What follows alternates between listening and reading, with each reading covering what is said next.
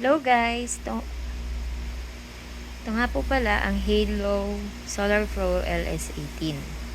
Pala guys, ito po yung power on niya.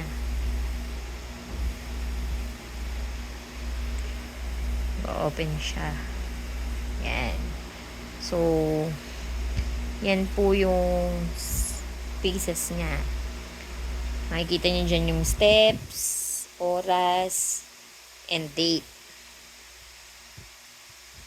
Pag sinwipe up niyo po ito, makikita niyo dyan yung mga message na manggagaling sa phone nyo. Kung i-connect nyo siya sa Bluetooth. Tapos dito naman sa taas, pag sinwipe down nyo, makikita nyo yung flashlight, do not disturb button, alarm clock, power saver,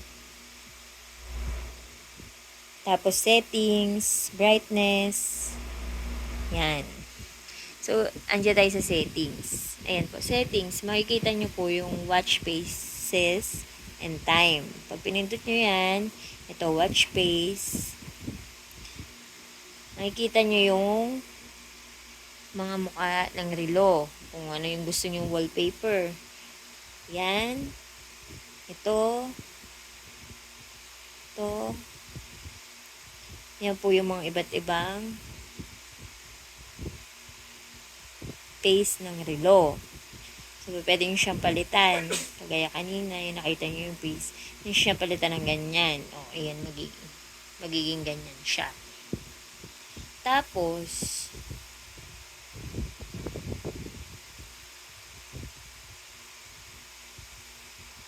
ito naman po, makikita nyo yung temperature.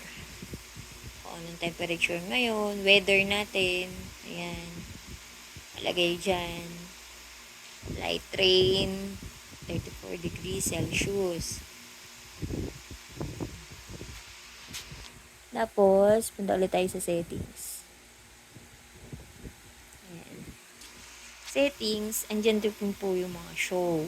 Yan, show. Yung show, andyan yung brightness, screen timeout, raise to wake, always on display, and view mode.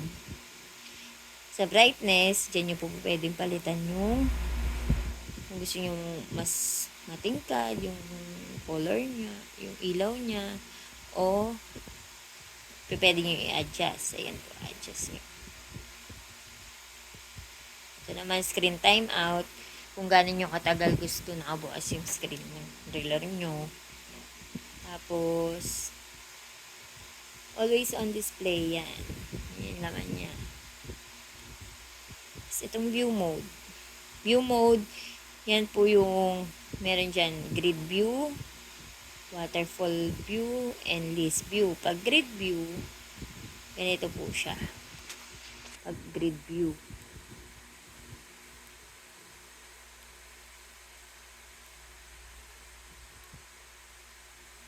Yan. Yung mga application niya, nakaganyan. Ganyan po yung mga application niya. Pag grid view. Pag waterfall naman, kapag ganito yung mga application niya. East view, nakaganito naman. Sa akin, mas preferred ko yung ganito, list view. Kasi po, mas madali siyang makita. Kasi may pangalan yung mga application, mas madali nyo mahanap. Mas malinaw.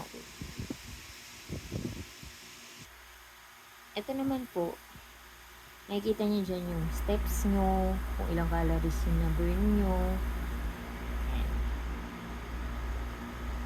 Tapos meron din po ditong sukatin yung tibok ng inyong puso, parang sa oximeter. So, may laman nyo kung normal ba, ayan, normal or hindi. Ito naman, sinusukat yung stress level nyo. Diba, stress kayo, makikita nyo, normal lang ba yung stress nyo or stress na stress kayo. So, bali guys, yung faces niya, pwede nyo siyang palitan. Itong gitna, iikot nyo. Tapos pag inikot nyo siya, mapapalit na yung face niya. Hindi nyo na kailangan pumunta sa settings, pumunta sa watch face, para palitan. Gaganyan nyo lang, mapapalitan na po yan. Kung alin yung gusto nyo. Tsaka pag nakakonect siya sa Bluetooth ng cellphone nyo, dun sa application may mismo ng Halo, kailangan nyo mag-download na application ng Halo.